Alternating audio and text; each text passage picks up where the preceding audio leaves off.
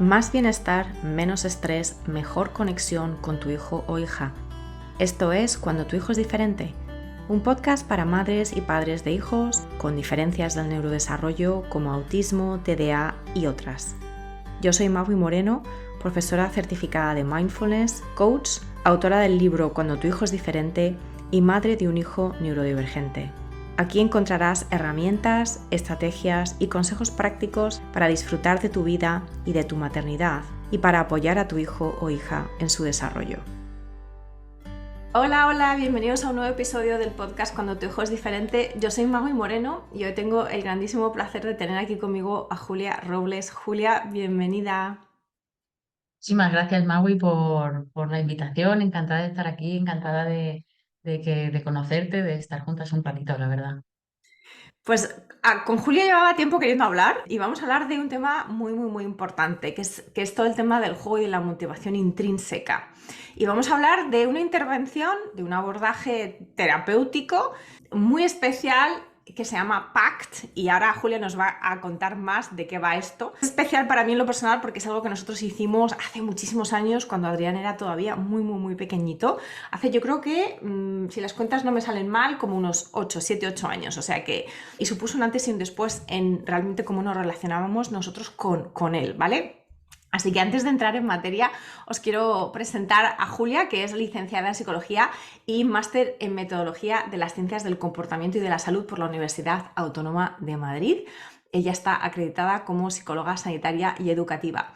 Y además, en PACT, que es de lo que vamos a hablar un poquito en esta conversación, que es una sigla en inglés que significa Pediatric Autism Communication Therapy, terapia comunicativa y pediátrica para el autismo, algo así, ¿no? Algo así. Tiene una traducción muy fea, pero sí, Algo algo así. así. Exacto. Además, es terapeuta acreditada en el programa My Mind, que es un programa de mindfulness para niños, niñas y jóvenes con TDAH y con TEA y sus familias. Me encanta este programa, un programa que también recomiendo muchísimo. Es terapeuta en Compassion Focused Therapy, terapia enfocada en la compasión, otra cosa que también recomiendo muchísimo, y profesora certificada de yoga. O sea que tienes muchos gorros, como decimos, sobre la cabeza, Julia, pero realmente tu enfoque ha sido en las herramientas específicas, ¿no?, para la evaluación y para la intervención especializada en alteraciones del desarrollo sociocomunicativo, como por ejemplo el trastorno del espectro autista. Ha trabajado como formadora en varias entidades, entre otras la Federación de Autismo de Madrid, el APNA, la Fundación Quinta, el Sistema Nacional de Salud. Así que estoy encantada de que estés aquí. Quiero que hablemos de PACT en concreto, pero cuéntanos un poquito más de por qué es tan importante el tema de la motivación intrínseca cuando hay diferencias del desarrollo, sobre todo en torno a la comunicación y la interacción social. Vamos a empezar por todo este tema de la motivación, porque muchas veces es digamos, el eslabón que no entendemos y que no acabamos de engarzar, sobre todo como padres y cuidadores de niños y de personas autistas y con otras neurodivergencias, pero obviamente más en el autismo por todas esas dificultades de comunicación hablada y también de atención conjunta, etcétera. Así que háblanos un poquito de la importancia. Empecemos por la importancia de la motivación intrínseca. Cuéntanos. Fíjate, decimos en condiciones del neurodesarrollo, pero en realidad en el desarrollo de cualquier persona, ¿no? Tenga o no una condición asociada, sabemos, la neurociencia nos lo dice y aunque no nos lo hubiera dicho la neurociencia, lo sabíamos de antes, aprendemos más, aprendemos mejor y aprendemos de manera más duradera cuando estamos en un contexto de alta motivación, ¿no? Cuando estamos haciendo algo que nos gusta. O sea, de repente cuando estamos en un contexto donde estamos haciendo algo que realmente nos llena, como que ahí las dificultades se desvanecen, ¿no? Como que la facilidad para el aprendizaje pues es mayor, ¿no? Pero tenemos ganas, simple y llanamente porque tenemos ganas de echar ahí el esfuerzo, de echar el tiempo y de poner la energía. Entonces, eso es así para cualquier persona. Pero encima, cuando hablamos de personas autistas o de ciertas condiciones del neurodesarrollo, solemos decir esto, que yo creo que es una falsa creencia, pero muy asentada, de que hay falta de iniciativa, de que no hay comunicación espontánea y terminamos metiéndoles en contextos, en intervenciones como que quieren incitar la comunicación o que quieren enseñar conductas comunicativas, ¿no?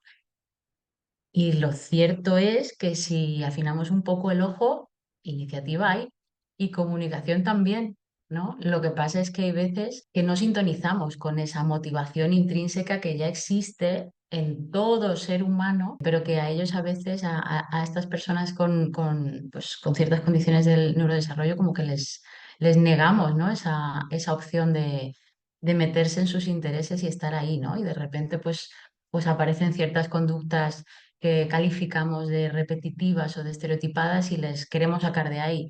O aparecen pues, ciertos juegos con ciertos materiales de ciertas maneras que consideramos que eso no es lo suficientemente funcional y entonces queremos sacarles de ahí. O vienen con un montón de ilusión a contarnos de un tema que les apasiona y rápidamente pues empezamos a aburrirnos y les queremos cambiar de tema. Entonces, creo que hay que cambiar el foco, ¿no? Darnos cuenta de que esa motivación intrínseca está ahí en relación con distintos temas y distintos ámbitos y que nuestro papel es introducirnos ahí para aprovechar y explotar esas situaciones a nuestro beneficio y ahí es donde aparece la comunicación espontánea y la comunicación con iniciativa, ¿no? Y ahí es donde sí que empezamos a formar parte de su vida y nos quieren involucrar.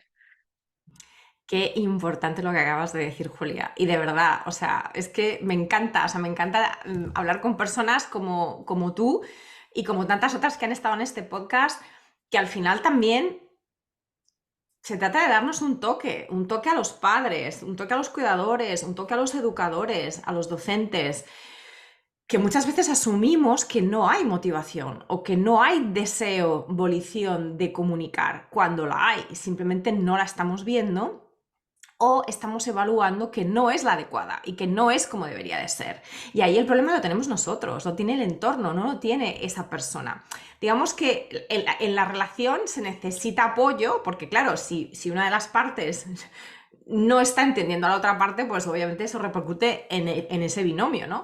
Pero ahí el trabajo, digamos, de reflexión y de cambio de paradigma o de cambio de actitud o de cambio de mentalidad o de cambio de herramientas es nuestro, porque nosotros somos los adultos y porque en muchos casos estamos contribuyendo también a esa disfuncionalidad en la relación y en la comunicación, a ese bloqueo de la comunicación por nuestras propias expectativas. O sea que eso es nuestro, no es de nuestros hijos, ¿no? Y esto yo creo Ahí que también es está, importante decirlo. este punto de las expectativas, ¿no? De lo que debiera ser. Fíjate que tenemos como esta falsa creencia de que no hay iniciativa, ¿no? En realidad lo que nos dice la investigación es que lo que hay, si nos centramos, ¿no? En el perfil autista, lo que hay son señales comunicativas que lo que son pueden ser infrecuentes o a lo mejor anómalas o no a lo mejor las que se producen, las que se producirían por edad, ¿no? A lo mejor, ¿no? Entonces, claro, como no estamos preparadas para captar esas señales, las dejamos pasar, no les prestamos la suficiente atención y terminan desvaneciéndose, pueden terminar desvaneciéndose, pero más por un efecto a lo mejor de que el entorno no está preparado para recibir todas esas señales, para cogerlas y para potenciarlas, que porque no haya una intención comunicativa de inicio, ¿no? Así Exacto. que efectivamente hay que cambiar como el ojo, hay que afinar ahí la mirada y cuando afinamos la mirada primero empezamos a ver cosas que ya están ahí, ¿no? Que no había que hacer nada, que ya estaban, pero es verdad que al poner atención como que conseguimos amplificarlas y además pues terminan evolucionando, terminan desarrollándose de maneras más complejas, ¿no? De las que Claro. pensábamos al principio. Y eso también tiene un efecto sobre nuestra propia motivación y sobre nuestra sensación de alguna manera, de realización en esa relación con nuestro hijo o con la persona joven con la que estemos interactuando, ¿vale? Porque, de nuevo, muchas veces no nos damos cuenta. Esto a mí me pasa mucho cuando hablo con muchas madres, ¿no? Madres que se desmotivan, que están desmotivadas constantemente.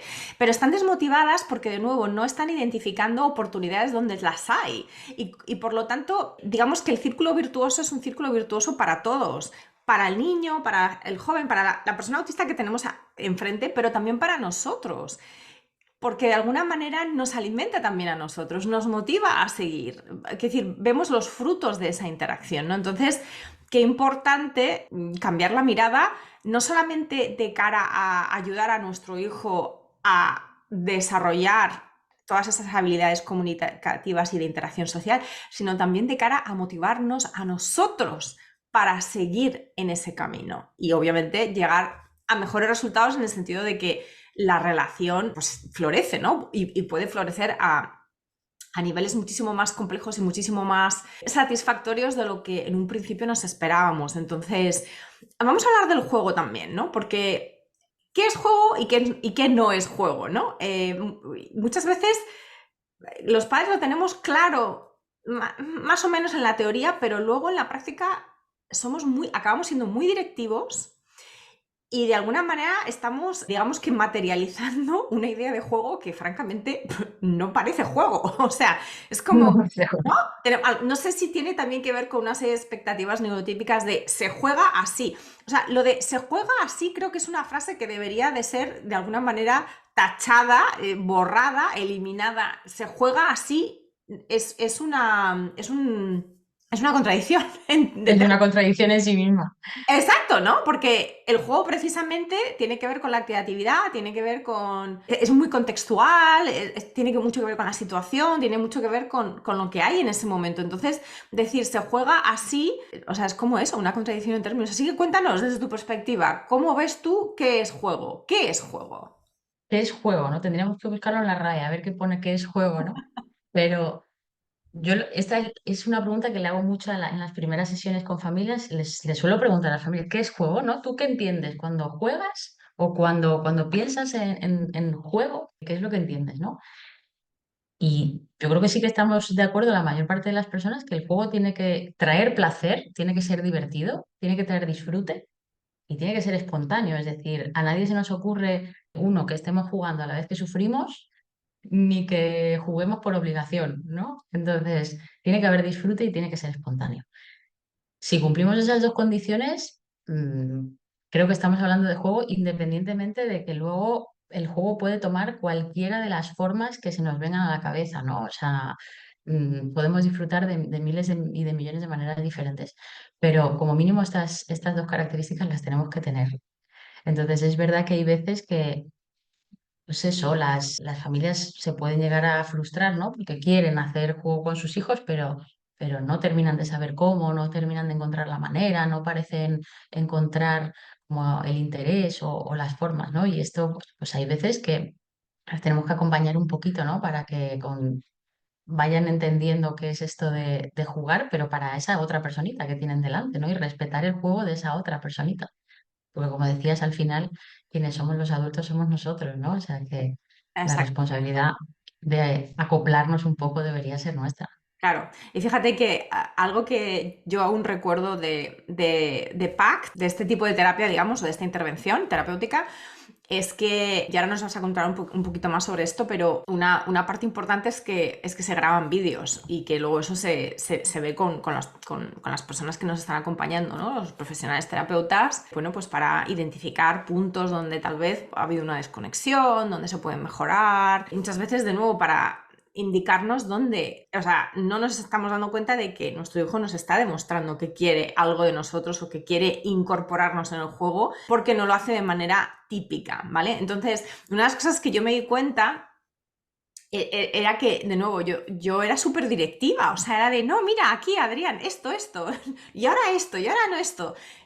Y yo vi, o sea, sin que la terapeuta me tuviese que decir nada, al yo verme en vídeo, porque muchas veces lo que pasa es que cuando estamos interactuando en ese momento, estamos pues, tan enfocados en esa interacción y sobre todo en los debería, que no nos damos cuenta de lo que estamos haciendo. Cuando eso queda grabado y luego te ves, en muchos casos ni siquiera los terapeutas tienen que hacer mucho, simplemente estar sentado al lado tuyo para que tú te des cuenta de, Dios mío, estoy siendo una generala aquí, estoy, venga, ahora esto, ahora lo otro, ahora tal, ahora pone no, esa pieza no, tiene que ser la amarilla, ahora no sé qué.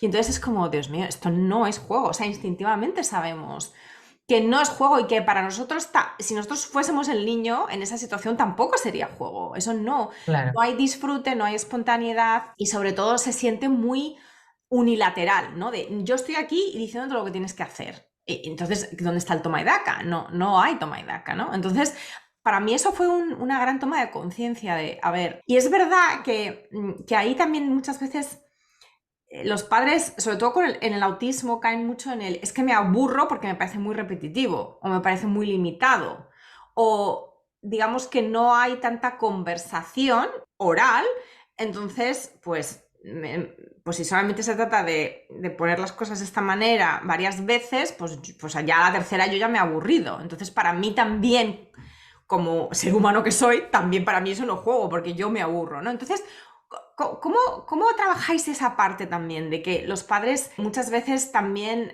sí, somos muy directivos, pero porque también hay un miedo tal vez a, no, es que si no va a jugar de una manera que a mí me resulta repetitiva o que a mí me resulta aburrida o que a mí me resulta limitada y entonces ahí entran los miedos de no está avanzando en sus habilidades, no estamos viendo realmente progreso.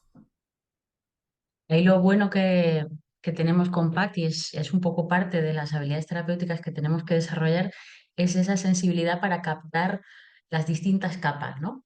Lo que nos dicen y lo que no nos dicen, ¿no? Y hay veces que efectivamente detrás de ese querer dirigir más o de ese querer imponer más el criterio del adulto o de no reconocer un poco la iniciativa, el juego del niño, pues también es verdad que en una capa profunda está ese componente de miedo, de ¿y si va a resultar muy raro ahí fuera en la calle? ¿Y si no termina de aprender lo que realmente tiene que aprender para estar integrado en su clase? Y si pues estos movimientos que hace, pues en realidad pues le van a traer problemas, ¿no? Ahí fuera. Entonces, claro que hay un montón de miedos que están ahí de fondo, ¿no? Entonces, lo bueno es que este enfoque nos permite conectar con esas partes más afectivas, más emocionales del familiar, ¿no? Y dejar que afloren y permitir darnos cuenta que debajo de lo que hacemos hay un montón de ideas preconcebidas, hay un montón de creencias, hay un montón de miedos y de angustias, hay duelos a veces no superados. Entonces tenemos la oportunidad de ir dándole forma a todas estas cosas, ¿no? Y es tremendo a veces ver cómo en un mismo vídeo puedes captar, en un mismo día puedes captar dos situaciones totalmente distintas, ¿no? Una situación a lo mejor de máxima conexión, donde parece que todo está fluyendo, donde el vínculo funciona, donde hay diversión y disfrute compartido, y otra donde de repente ves que cada uno va por un lado y como que parece que ahí no hay comunicación de ninguna de las maneras, ¿no? Y cuando analizas uno y otro momento con la familia, pues pueden aflorar un montón de cosas, ¿no? Me está viniendo a la cabeza una madre en particular que le enseñaba, ¿no? Estos dos clips y, y llegamos a escarbar un poquito en qué andaba pensando, ¿no? Ella en ese momento de máxima desconexión, ¿no? Que parecía que el niño estaba como distraído y como que tiraba las cosas y nos ponemos a escarbar en ella y en realidad ella lo que estaba teniendo en la cabeza era como un mensaje que le habían trasladado esas horas antes, esos días antes en clase, ¿no? Es que no comparte, es que no se puede jugar con él, es que no presta atención, es que no hace, es que no. Entonces tenía todos esos nos, todas esas carencias las tenía ahí metidas en la cabeza y eso era lo que estaba trasladándose, lo que estaba trasladando ella al juego y era lo que al final estaba reflejando esa absoluta desconexión, ¿no? Entre ella y su pequeño. Y cuando conseguía concentrarse, ¿no? Y evadirse un poco de todos estos pensamientos y volver a concentrarse en la interacción, en el juego, en lo que realmente estaba transcurriendo allí, se volvía a amalgamar todo, ¿no? Y volvían a conectar. Entonces es brutal la influencia que tiene, pues todo esto que tenemos debajo, ¿no? Todo esto que no, que llevamos ahí como cargando cuando interactuamos con un niño, con una niña, claro. Totalmente, y por eso yo hablo de mindfulness, vamos, a todas horas, todos los días, porque de nuevo al final, ¿qué es el mindfulness? Es la capacidad de estar presente con lo que estamos haciendo en ese momento. Y en ese momento, sobre todo cuando estamos con nuestros hijos y estamos intentando jugar, estamos intentando interactuar, estamos intentando compartir, estamos intentando comunicar, La presencia es el ingrediente más importante. La presencia en el aquí y en el ahora. No la presencia con nuestros propios pensamientos, que es lo que solemos hacer. Estamos en la rumiación, estamos en sí, estoy jugando, pero estoy pensando en la cena, estoy pensando en otras cosas. Y eso de alguna manera, obviamente, eso se capta se capta y además tiene una consecuencia, ¿no? Digamos, deja un sabor en esa interacción, como nos acabas de decir, ¿no? Con este ejemplo tan interesante de alguna manera estamos dejando que, por ejemplo, lo que nos dicen otras personas tenga un efecto negativo emocional en nosotras que nos lleva a estar menos presentes con nuestros hijos en ese momento y de alguna manera a traer una energía tal vez de exigencia que a lo mejor 3 horas antes no teníamos. O sea, fijaros la diferencia, ¿no? Entonces, háblanos de PACT. ¿En qué consiste? ¿Cuál es la filosofía de PACT, por llamarlo de alguna manera? Y también cuál es la metodología, porque a mí la parte metodológica me parece lo más interesante de PACT. Pues fíjate, ahora que hablas de esto, ¿no? Que tú trabajas desde el mindfulness, para mí PACT al final es como una herramienta de mindfulness en realidad. O sea, cuando animamos a las familias a poner en marcha todo lo que ponemos en marcha cuando hacemos PAC, de lo primero que entrenamos a las familias, de lo primero que trabajamos con las familias para que adquieran, es la capacidad de observación, ¿no? Una observación desde una presencia al final sin juicio, ¿no? Que PAC no lo detalla a lo mejor así, pero es que al final es eso lo que queremos conseguir en unas primeras etapas, ¿no? Y lo que queremos en ese primer momento es que la familia desarrolle esa capacidad de observación sensible, esa capacidad de desprenderse un poco de su propia iniciativa, de sus propios intereses, de sus propios juicios, expectativas y consiga involucrarse de manera plena con el niño que tienen delante. Entonces, ¿qué es PACT? A ver, ¿cómo lo resumimos? Es, como tú has dicho, la traducción así más literal, aunque quede un poco fea, es terapia de comunicación en autismo en edades pediátricas, ¿no? Trabajamos con niños y niñas de entre 2 y 11 años, autistas o que tienen desafíos en la comunicación social y no trabajamos con esos niños o con esas niñas, es decir, a ellos les vemos una vez, hacemos una evaluación inicial pues, por tirarnos un poco al suelo y jugar un rato y ver pues, cuál es un poco el momento y el punto de partida, pero ya les dejamos tranquilos y ya no tienen que venir a ninguna sesión, ni venir a gabinetes, ni entrar y salir, que esto para mí es algo que me parece clave, o sea, me parece clave entender que no es el niño, que no es la niña el que tiene que andar aprendiendo cosas, ¿no? Para adaptarse al mundo, sino que es el entorno el que tiene que adaptarse y adaptar ciertas cosas para beneficio de ese niño y de esa niña, ¿no? Entonces, ese niño y esa niña solo sabe que su madre y su padre va a jugar con ella media hora al día y entonces es el familiar el que acude a las sesiones. Y lo que hacemos es trabajar mediante video feedback y descubrimiento guiado. Video feedback. La familia nos envía, porque ahora lo hacemos, desde la pandemia lo hacemos online y la verdad es que funciona perfectamente así.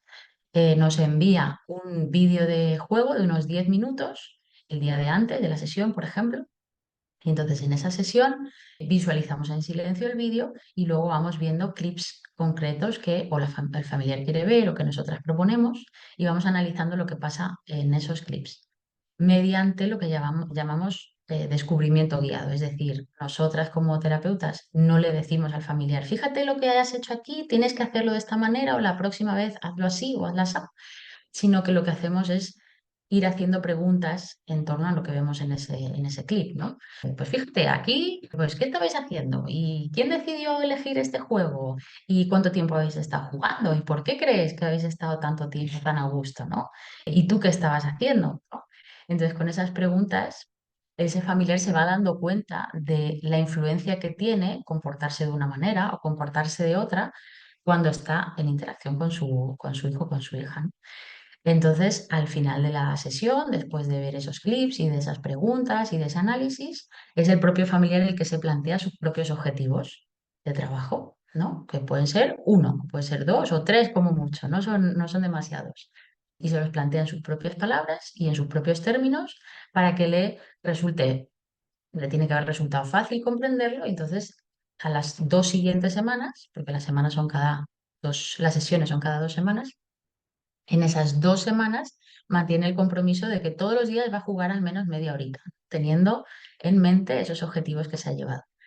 Entonces, lo que vamos viendo es un proceso progresivo de aprendizaje por parte de ese adulto que va teniendo efectos muy significativos y que además vemos en un plazo de tiempo muy corto en lo que es el establecimiento del vínculo, la comunicación y la interacción social con su hijo o con su hija, ¿no? Entonces, al final es un proceso de aprendizaje del adulto que integra una serie de habilidades, modifica sus creencias y modifica sus habilidades a la hora de interactuar, y eso tiene un efecto en el desarrollo de su hijo o de su hija.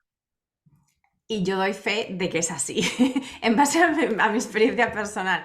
Quiero decir que nosotros, para también dejar esto muy clarito, realizamos PACT en 2015-2016. Adrián, mi hijo, que ahora tiene 13 años, a día de hoy de grabación de este episodio, entonces yo creo que tenía como 5 añitos, ¿no? Estaba entre los 5 y justo antes de los 6, ¿vale? Y aunque siempre dijo palabras, decía palabras sueltas, pero en esa época él no era capaz de formular frases ni de tener un diálogo fluido, verbal, hablado. Entonces, a nosotros nos cambió muchísimo, nos cambió. Esa es la clave. Nos cambió. Y sobre todo a mí, ¿no? Yo tampoco quiero hablar por mi marido, pero a mí definitivamente me cambió muchísimo. De nuevo, yo desde el diagnóstico me había empapado de muchísima información sobre el autismo, había empezado a investigar un análisis de conducta muy respetuoso, modelo Denver y Floor Time, pero muy enfocado en obtener comportamientos, ¿no? Un poco en condicionar hacia el comportamiento verbal, hacia el comportamiento de comunicación hablada. O sea que esa era mi mochila, ¿vale? Yo venía de ahí. Hicimos 2 programas, antes de PACT hicimos más que palabras, More Than Words, del centro de Hanen. De Hanel. Sí, y de esto también he hablado creo que en el episodio con Susana Rieira, que es una logopeda venezolana que vive en Estados Unidos, y ahora mismo no me acuerdo del número del episodio, pero lo dejaré escrito en las notas por si alguien quiere también escuchar eso. Y de hecho te quería preguntar cómo ves tú la relación entre, digamos, ambos abordajes, porque ambos están muy enfocados en capacitar a los padres, ¿no? En cambiar, en capacitar en el sentido más auténtico de la palabra, porque de nuevo muchas familias después de un diagnóstico, sobre todo cuando los hijos son pequeños, se sienten abrumadas, se sienten incapaces y por lo tanto hay un obstáculo psicológico muy grande incluso antes de empezar. Por eso yo, en mi experiencia personal, aunque yo no me sentía incapaz, digamos, a nivel intelectual, a nivel de conocimiento, ya me estaba leyendo libros y me estaba haciendo una experta en autismo a nivel general, luego no era capaz de necesariamente aplicar eso de manera más lúdica, más disfrutona y por lo tanto también más presente en la interacción, de hecho, con mi hijo. Y esto tiene que ver con lo que acabo de comentar yo, con mi propia mochila de expectativas, ¿no? Y de asunciones. Pero en el caso de muchísimas familias, sí que hay este obstáculo psicológico, incluso de sentirse incapaces, ¿no? Y no solamente es por falta de información, ¿no? Entonces, para mí, lo que supuso un antes y un después, tanto del programa Hanen como de PACT, fue esta sensación de aquí la que tengo que trabajar soy yo, de verdad, tengo que trabajar yo y tengo que observar y tengo que estar presente y voy a ver mucho, mucho. Y es que además fue inmediato, o sea, empecé a ver muchas cosas que antes no veía, ¿no? Entonces, la pregunta aquí es, para ti, Julia, es, ¿cómo afrontáis vosotros digamos, esta barrera? Digamos que hay una barrera, ¿vale? ¿Cómo afrontáis vosotros esta barrera inicial que suele haber en muchas familias de yo me siento incapaz, yo no puedo, yo no sé ni por dónde empezar, ni sé qué hacer, y ese enfoque que muchos también traemos por defecto de el niño, es el niño el que tiene que cambiar, es el niño el que tiene que aprender, es el niño el que tiene que adquirir habilidades.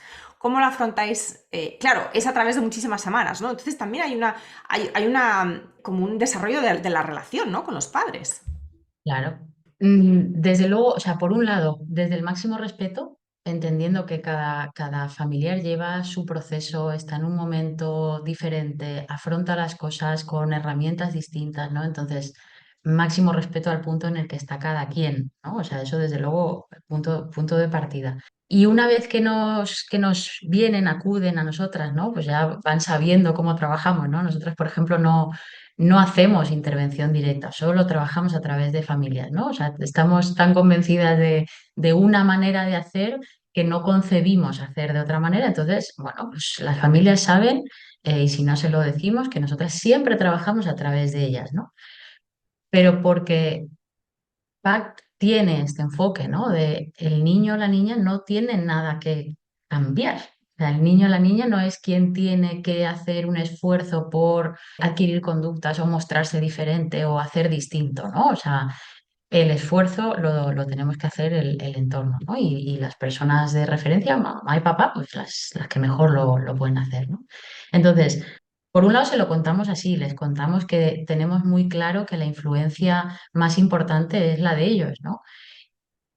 Pero a la vez también les intentamos transmitir el mensaje de que sentir que no saben por dónde empezar es lo más normal del mundo.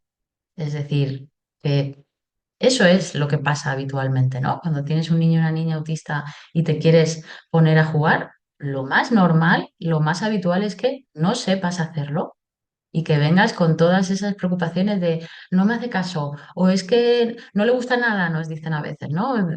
Frases muy frecuentes. No le gusta nada o es que cuando le gusta algo, nada, enseguida ya le deja de prestar atención o es que yo no sé qué hacer para estar con él o es que no tengo ni idea de cómo jugar. Es que me dicen que tengo que hacer ciertas cosas, pero claro, en atención temprana sale bien, pero en casa no, ¿no?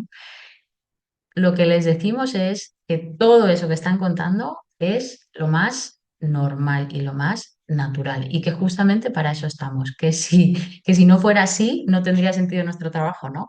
Que lo que hacemos justamente es eso, enseñarles muy poquito a poco y sin ninguna prisa esas cosas que ya hacen, esas habilidades que ya tienen, que ya están siendo favorecedoras de la interacción y del vínculo, pero que no lo saben y que por tanto son así más inconsistentes, ¿no? A la hora de ponerlas en marcha, pero que cuando las vayan viendo en el trabajo que vamos haciendo, ya verán cómo se les van a ir asentando esas ideas, esas habilidades, esas maneras de estar, esas maneras de interactuar, que van a ir viendo poquito a poco, que a medida que las asienten, pues van a ir encontrando que el juego es más fluido, que la atención se mantiene durante más tiempo, que los intereses se amplían, que todas esas preocupaciones que traen de origen se van a ir modulando. Pero claro, es lo normal. O sea, que nos lleguen con esas inquietudes es lo esperable.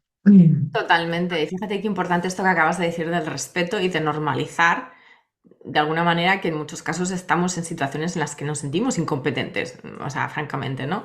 Porque precisamente otro de los aspectos que me encantó de PACT, que ya lo hemos comentado, ¿no? Es el tema del biofeedback, este descubrimiento guiado que supone ver tu propia interacción con tu hijo o con tu hija y la toma de conciencia que eso te da de todas esas oportunidades no aprovechadas o de nuevo, cómo volvemos a caer en ser directivos sin darnos cuenta, ¿no? Y entonces aquí también te quería hacer una pregunta en torno a, digamos, a los patrones, ¿no? A todos estos surcos neuronales que están muy trillados, porque de nuevo, nosotros hemos vivido nuestra propia infancia de esa manera, especialmente si somos neurotípicos, entonces, y que tiene también mucho que ver con lo que acabas de decir, ¿no? Vamos asentando habilidades. Aquí hay como varias partes. Una parte que tiene que ver con nuestra propia inercia de volver siempre a, pero, hijo, hace esto de esta manera, no, pero que esto ya lo hemos hecho, no, esto ya no lo puedes volver a ver, que ya llevamos 40 veces haciendo esto, ¿no? Este tipo de inercia de volver a ser directivo o de volver a, digamos, limitar la interacción en base a nuestro aburrimiento o en base a nuestras asunciones, que muchas veces, de nuevo, no somos plenamente conscientes de ellas, de que estamos asociando esto a autistear, ¿no? O sea, de esto le delata como autista. Y entonces, esto me llega al segundo punto. Entonces, por un lado, nuestra propia inercia de volver digamos, a lo neurotípico, ¿no? Volver a lo que a nosotros nos hace cómodos o nos hace sentir cómodos. Y el segundo punto que tiene que ver con el entorno más general, ampliando más allá de las figuras de referencia que suelen ser los padres, que es donde encontramos la caja de Pandora. Ahí se abre la caja de Pandora, ¿no? Que es donde empieza la familia extendida, ¿no? Los abuelos, los primos, la cuñada, la suegra, a decir, pues es que este niño es un maleducado, o es que tú le dejas, ¿no? Le permites demasiado, etcétera. Cuando empiezan a cuestionar lo que tú estás intentando hacer de manera diferente, que además va en contra de tu propia inercia, ¿vale? En contra de tus propios hábitos, digamos, ¿no? Entonces, también ampliáis un poco, digamos, en eso de dar apoyo a los padres más allá de esa interacción pequeña, íntima, en casa, porque esa interacción como que se puede trabajar de una manera tal vez como con más frutos, ¿no? Pero en cuanto empezamos a ampliar un poco más el círculo, a veces las cosas también se vuelven difíciles y de nuevo eso puede hacer que a nosotros como padres nos haga volver a querer hacerlo como lo hacíamos antes, ¿no? No sé si me explico. O sea, sí que es verdad que, o sea, de PAC sabemos, porque está como muy documentado y muy evidenciado, sabemos los efectos que tiene en el niño y en la niña, ¿no? O sea, los efectos a nivel de comunicación los tenemos como muy claros, ¿no? Son muy significativos y están muy claros. Lo que no está tan estudiado, pero sospechamos también es que hay cambios muy profundos en el familiar que hace PAC. Entonces, en relación con esto, por ejemplo, que decías de hay veces que vienen muy abrumados, ¿no? Hay veces que vienen abrumados no solo porque quieren hacer y no saben, sino también incrementada esa sensación por toda la información que hay disponible y por todas las cosas que les hemos dicho que tienen que hacer, ¿no? Y entonces es como la doble sensación de incapacidad. El agotamiento y la sensación de impotencia es doble, ¿no? Lo bueno que tiene POT es que aquí no trabajamos desde la información, no suministramos información, es un proceso vivencial. Ese video feedback y esas preguntas que vamos haciendo no le aportan información al familiar, ¿no? No, no es otra nueva episodio, ¿no? de datos que tengo que incorporar y poner en marcha por mi cuenta, sino que lo que terminan extrayendo son insights. Es un proceso como muy vivencial, como de un darse cuenta de qué cosas realmente están pasando, qué aporto yo, qué aporta el niño y cuál es el fruto de la interacción de los dos, ¿no? Entonces, al ser un proceso vivencial es como que no genera carga, ¿no? No es como algo que he aprendido que tengo que hacer, sino, no, es que ya lo he visto, ¿no? Lo acabo de vivir, lo acabo de sentir en mi propio cuerpo, ¿no? Y ahora y como que he podido explicitarlo y darme cuenta y puedo seguir poniéndolo en marcha, pero de una manera más fácil, más fluida que cuando estudiamos en un libro, ¿no? O miramos en redes o un profesional nos dice algo que tenemos que hacer, ¿no? Y que luego tenemos que llegar a casa y apañárnoslas para hacerlo, ¿no? Entonces, al ser un proceso vivencial es mucho más respetuoso con el propio adulto, que le resulta mucho más fácil el proceso de aprendizaje. Y como estamos tocando todo el rato la emoción, pues termina siendo también, pues eso, más respetuoso con la diada, ¿no? O sea, y capacitando a ese familiar también y empoderándole también mucho para tener su propio criterio. Tú me puedes venir a decir lo que tú quieras, pero es que yo estoy haciendo esto todos los días y estoy viendo el efecto que tiene hacer esto todos los días. Entonces es verdad que se empoderan ahí, da gusto verles porque parece como que se inflan, ¿no? Y se crecen mucho y, y vemos como ese efecto, ¿no? A la hora de defender ciertas prácticas o a la hora de defender, pues, lo que quieren hacer y lo que no quieren hacer y cómo lo quieren hacer con sus hijos y con sus hijas, ¿no? Incluso hasta el punto que, pues, oye, llegan a sus terapias incluso y dicen, oye, pues es que esto a lo mejor lo podéis hacer de otra manera o esto no os habéis planteado que a lo mejor en vez de así puede ser asado, ¿no? O sea, da como una herramienta desde el empoderamiento que te da ser tú el que estás vivenciando que hace ciertas cosas que tienen unos efectos muy potentes, ¿no? Entonces, No sé si voy respondiendo a lo que... Y totalmente, y además es que de nuevo es una pregunta compleja porque al final el entorno sabemos que no somos esta islita pequeña en la que estamos solo nosotros, la unidad familiar, digamos, que convive, ¿no? Que son pues los padres y los hijos normalmente, sino que vivimos pues es un archipiélago, hay muchas islas y están los docentes por un lado que te dicen que tu hijo no aprende o que no presta atención o que no está quieto, que no para, la suegra por el otro, bueno, no por decir la suegra o tu cuñada o quien sea, ¿sabes? O sea, los familiares que no conviven contigo o que a veces sí conviven contigo y tienen también, vienen de otros paradigmas de crianza además, con lo cual eso pues se complica aún más, ¿no? Entonces, me encanta y quiero repetir la frase que acabas de decir, capacitando para tener su propio criterio. Esto, de nuevo, me parece fundamental porque muchas de las fuentes de sufrimiento como madres y padres precisamente no vienen de la relación con nuestros hijos autistas, vienen del cuestionamiento del entorno, de la falta de comprensión, de la falta de apoyo y sobre todo de ese cuestionamiento, de esa crítica constante de si tu hijo hace esto es por tu culpa, porque tú no lo estás haciendo mal, o sea, tú no lo estás haciendo bien, pero de nuevo, en base a un rasero con el que ya en muchos casos no podemos conectar, porque es un rasero que en muchos casos, francamente, tampoco se debería aplicar a niños neurotípicos, pero definitivamente menos aún a niños neurodivergentes, ¿no? Entonces, esta resiliencia propia de confianza en nuestro propio criterio, y ahí sí que voy a comentar el episodio 117 de este podcast en el que estoy solita yo hablando sobre este tema, porque me parece que es un tema también que es como un portal por el que cuando una ha entrado por ese portal de realmente llegar a un punto en el que confías en tu criterio como madre, todo cambia.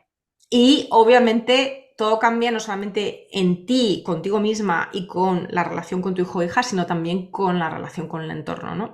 Y somos capaces de ser mucho más asertivos, somos capaces de tener también más claridad sobre lo que hay que pedir, por ejemplo, en contextos educativos, etcétera. Entonces, por Es que eso... fíjate qué doble mensaje reciben las familias muchas veces, desgraciadamente muchísimas veces.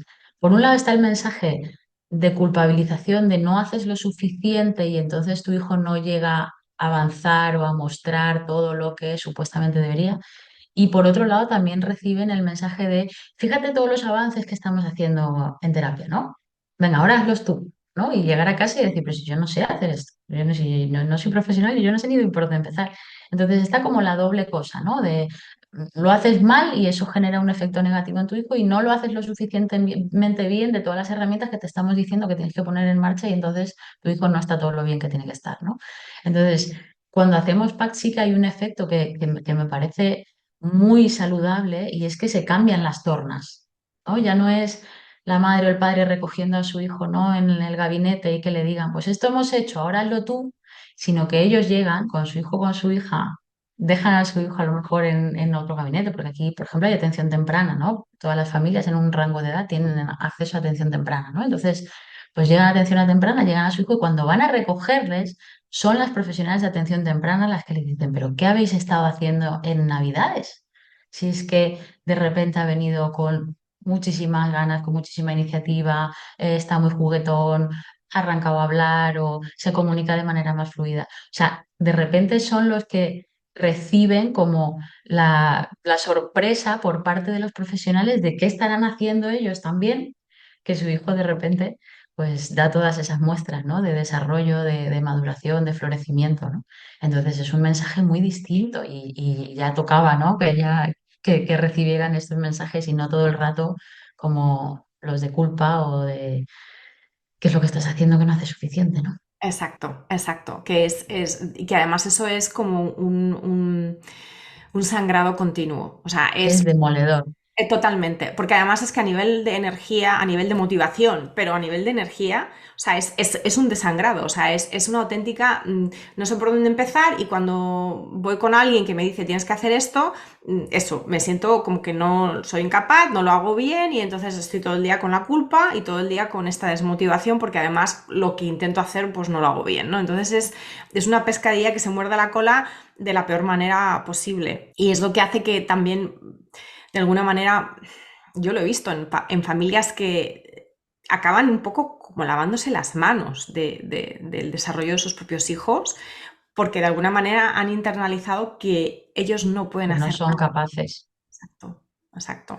Así Y que ahí de verdad tenemos mucha responsabilidad. O sea, yo creo de verdad que tenemos que mirarnos mucho los profesionales, cómo acompañamos a las familias, qué mensajes transmitimos. Tenemos que aprender a ponernos un poco en el lugar. No es lo mismo una sesión de gabinete en individual, cuando yo estoy plenamente concentrada, con mi ambiente preparado para atender a un chaval. No es lo mismo que pasar 24 horas, 24/7, todos los días del año, me encuentre bien o me encuentre mal, esté enferma o tenga fiebre. No es lo mismo.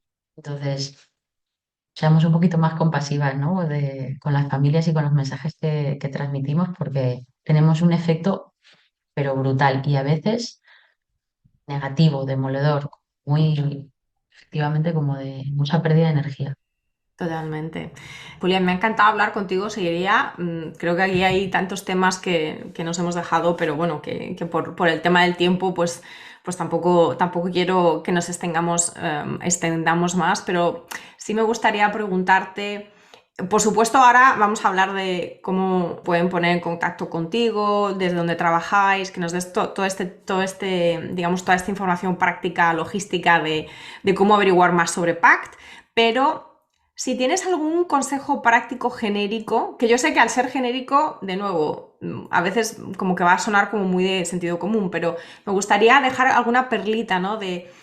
Para cualquier padre, madre que nos esté escuchando y que quieran cambiar algo desde ya en cómo interactúan con sus hijos, ¿qué les dirías? ¿Qué sería, digamos, eso que pueden cambiar y que no les exige tener ni formación ni información, sino simplemente les exige interactuar de otra manera? ¿Cómo sería? ¿Qué sería eso? ¿Qué sería ese ingrediente? Pues a lo mejor les animaría a dedicar unos minutitos a intentar hacer el ejercicio de observar a su hijo sin expectativa. Y a estar un ratito simplemente contemplándoles, ¿no? Como si les acabaran de conocer, ¿no? Como si esa criaturita acabara de llegar a casa, ¿no? Y tuvieran que simplemente observarle con mente abierta y con mente curiosa, ¿no? Y con el corazón abierto también. Y que, pues en lugar de estar un poco en ese momento, en ese ejercicio, en la expectativa de lo que debiera ser, pues que se queden un poco en el disfrute de lo que ya son. Exacto, me encanta. Y eso, señoras y Mm. señores, es mindfulness. O sea, esa es la aplicación práctica del mindfulness en la interacción con nuestros hijos. Yo, de hecho, tengo por ahí un ejercicio en audio de 3 ejercicios diferentes que están basados en el mindfulness, en los que utilizamos, entre comillas, a nuestros hijos, a la interacción con nuestros hijos, la presencia con nuestros hijos compartida como anclaje para nuestro propio mindfulness, para nuestra propia práctica de estar presentes, de no enjuiciar y, como decías tú antes, un poco con esa mente de principiante que se llama, ¿no? De esa curiosidad, ese... Es que además, fijaros, desde la curiosidad todo cambia. Cuando uno se hace la pregunta, ¿y por qué hace mi hijo esto? Desde la curiosidad es absolutamente diferente lo que eso da como fruto, El lugar en el que te pone es totalmente distinto. totalmente Y distinto. fíjate, Maui, tú lo sabrás, pero es que a mí este es un dato que cuando lo conocí, pues como que me lo quedo siempre y siempre que puedo lo coloco. Tenemos investigaciones del efecto que tiene cuando un familiar entra a hacer un programa de mindfulness, ¿no? Sin hacer ningún tipo de intervención en el chaval que queda en casa, ¿no? Solo por el hecho de que ese adulto se involucre en un entrenamiento en mindfulness, hay un efecto correlativo a nivel de regulación emocional y de conducta en ese chaval sobre el que no hemos intervenido. Es decir, el cambio de mirada, el cambio de foco, el cambio de actitud, al final provoca un cambio en el entorno. Y lo podemos aplicar a todo, ¿no? Pero ya que estamos aquí tú y yo hablando de esta población en concreto, desde luego para nuestra población es muy útil hacer este cambio de perspectiva, ¿no? Exacto. Y aquí, digamos que en el fondo, yo desde luego veo mi trabajo como una divulgación para hacer que esto se vea así, en el sentido de motivar a que las madres inviertan, madres sobre todo porque trabajo con madres, ¿no? Pero a que los padres realmente inviertan en su propio desarrollo personal, en su propio bienestar y que entiendan que eso en sí mismo ya trae beneficios a la Es una relación inversión. y, por lo tanto, al hijo. Y dejar de tener este posicionamiento exclusivo de no, las terapias para él, ¿no? O para ella, para mi hijo. Los cambios en él tiene que cambiar y yo tengo que pagar para que él cambie, ¿no? Y él tiene que recibir este tipo de apoyos, ¿no? Muchas veces, digamos que me cuesta, ¿no? El trabajo es convencer a los padres para que aprendan sobre gestión emocional ellos mismos. Porque siempre quieren aprender, no, dame claves para que yo ayude a mi hijo con su enfado. Bueno, pero ¿y tú qué tal con tu enfado? O sea, todo este trabajo, que muchas veces es un trabajo también de espejo, ¿no? Que todo lo que cambia en nosotros va a cambiar en las personas que conviven con nosotros y sobre todo en la interacción, en ese binomio, ¿no? De madres, padres, hijos. Así que me encanta, me encanta. Cuéntanos, Julia, ¿dónde estáis? Redes sociales, datos de contacto, cómo trabajáis. Ya has mencionado antes que trabajáis sobre todo online, lo cual está genial porque significa que ya no hay limitaciones geográficas. Así que danos un poquito los datos de contacto, que también los pondré en las notas del episodio. Estamos, o sea, físicamente yo estoy en Vitoria, pero como decimos, yo trabajo con compañeras que están en otros lados, ¿no? Entonces, todo lo relativo a PACT lo tenemos centralizado en una página que es pactautismo.com y ahí las familias pueden encontrar información de qué es el método, testimonios, algún vídeo de evolución muy bonito. Y las profesionales y los profesionales que se quieran formar en PACT también pueden recurrir ahí porque mi compañera Carmen Aparicio y yo somos las PACT Trainers, ¿no? Que nos encargamos de toda la formación en PACT en todo España y en toda Latinoamérica. Entonces, todo lo relativo a PACT está ahí colocado en redes también, en PACT-autismo, si no me equivoco. Y luego, pues eso, ¿no? El proyecto Odari, que es el mío a nivel particular, pues también está por ahí en redes, odari.es y Odari Familias y Desarrollo en nuestras redes.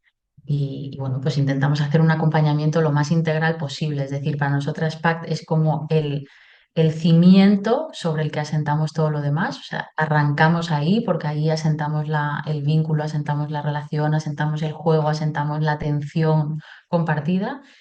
Y eso es como lo clave, pero a partir de ahí intentamos acompañar a las familias de manera lo más integral posible, ¿no? Así que, bueno, pues ahí estamos intentando hacer todo eso. Muchísimas gracias, Julia. Y también para aclarar, PACT suele ser hasta los 11 años, ¿no? Dijiste como entre 2 y 11 años.